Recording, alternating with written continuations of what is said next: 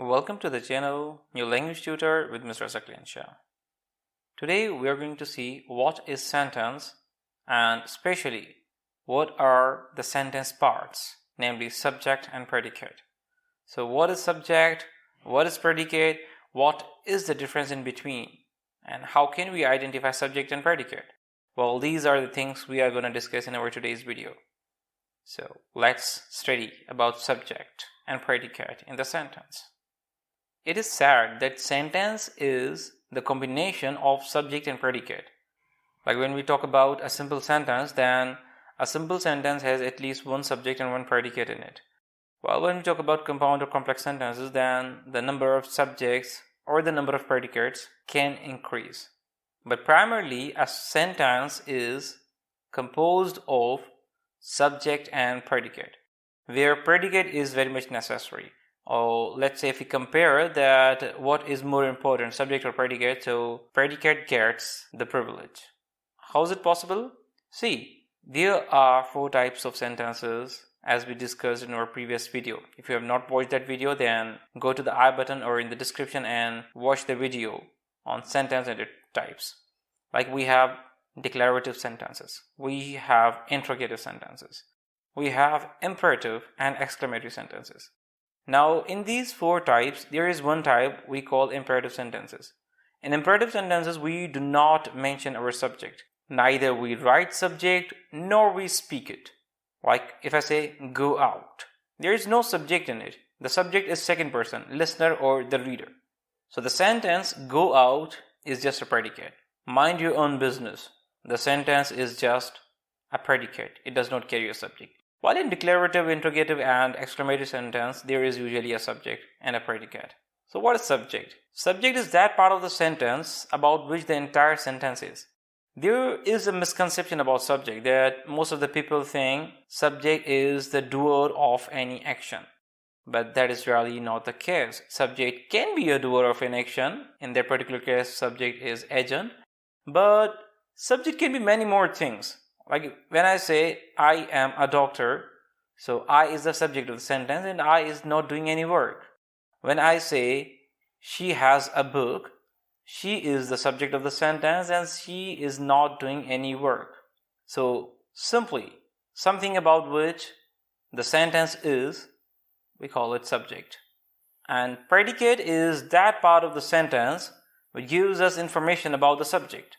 So something about which the sentence is, we call it subject, and something that gives us information about the subject, we call it predicate. How does it work? Let us understand by looking at some examples. Alright, so dear viewers, we have got certain examples here. He is a doctor. Now in this you will see he is red and is a doctor is in black fonts. And then we have another example, they have a nice bungalow. Ali got a brilliant opportunity to work. Who are you? Where does your father live? Is Adam your friend?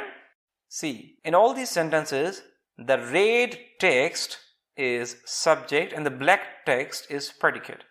When we analyze our first sentence, he is a doctor, the sentence is about he. So he is the subject and is again is used for he. Why? Because he is singular. Is again used for he. Why? Because he is singular. Who's doctor? He is doctor. Alright. So all the 3 words is a doctor are giving certain information about he. So is a doctor is completely a predicate while he is a subject. When you say they have a nice bungalow, okay, so have is again used for they because they is a plural subject, so it will carry have, not has. A nice bungalow, okay, who is possessing this nice bungalow? Again, they. So the entire sentence, or let's say the entire predicate, is giving us information about they. Okay, when we say Ali got a brilliant opportunity to work, the sentence is about Ali, and rest of the information that is given is predicate. When you say who are you, so you is the subject and who are is the predicate.